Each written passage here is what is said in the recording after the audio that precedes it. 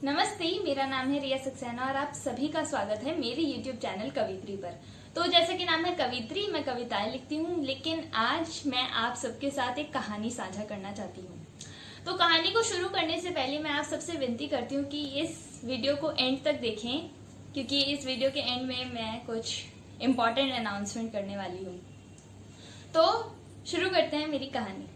ये कहानी है एक लड़की छुटकी की। छुटकी का नाम तो छुटकी है, लेकिन सपने नभ को छूने वाले। पहली कक्षा के परीक्षा देकर वो दूसरी कक्षा में उत्तीर्ण तो हो गई। दूसरी कक्षा में आज उसका पहला दिन था।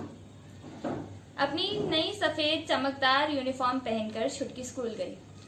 और जब स्कूल से आई तो फर्क सिर्फ इतना था कि वो नई चमकती यूनिफॉर्म थोड़ी मैली हो गई थी। बच्चे हैं, स्कूल में गंदगी से खेलते हैं तो गंदी हो ही जाती है। जैसे ही वो घर आई तो उसने देखा कि माँ बाजार गई हुई है और मथुरा वाले चाचा जी सोफे पे बैठे इंतजार कर रहे हैं। उसने चाचा जी को देखते ही उनके पैर छुए और आशीर्वाद लिया। और चाचा जी ने भी कहा, खुश रहो बेटा।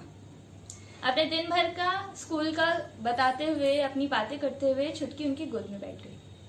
चाचा जी भी उनकी बातें सुनते हुए उसे प्यार करने लगे। खैर, प्यार करते करते उन्होंने उसका एक मुंह दबोच लिया।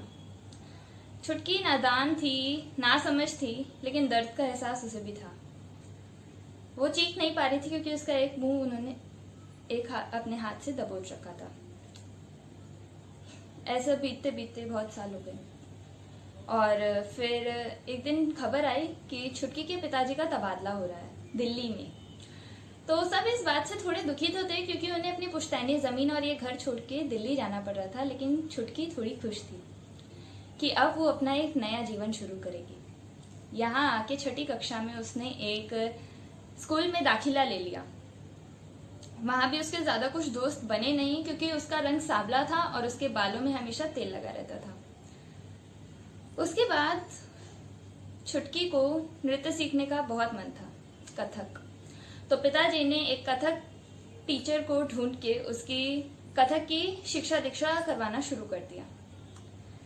और अब उसका सामना हुआ मानवता के दानव रूप से। यह उसका पहला साक्षात्कार नहीं था। अब जिन गुरुजी को छुटकी गुरुजी कहते नहीं थकती थी, वही उसके जिंदगी में दानव का रूप लेके आए थे। ऐसा बीतते बीतते काफी साल हो गए और अब छुटकी पूरी तरह टूट चुकी थी। अब उसमें हिम्मत ना थी। एक रात उसने ये सब खत्म कर एक नया जीवन शुरू करने की सोची। हाथों में ब्लेड लिए, कमरे में अंधेरा और माथे पे पसीना। बस नस काटने को ही थी कि एकदम ही आंखों के सामने पिताजी की छवि दिखाई दी। ब्लेड को टेबल पे पटक के जमीन पे बैठ के छुटकी जोर जोर से रोने लगी। फिर पिताजी ने गेट खटखटाया। हर रोज ऐसा ही होता था जब छुटकी रोती थी। पिताजी गेट खटखटाते थे, लेकिन वो सोने का ड्रामा करती थी। लेकिन आज छुटकी ने दरवाजा खोल दिया और पिताजी को देखते ही वो उनसे छिपकली की तरह चिपक गई और इतने सालों जो भरा हुआ था वो सारा गुबार निकाल दिया।